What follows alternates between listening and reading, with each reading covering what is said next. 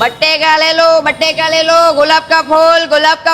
बैगन बट्टेका ले लो गुलाब का फूल એ ભાઈ ચણિયા ચોળી મળશે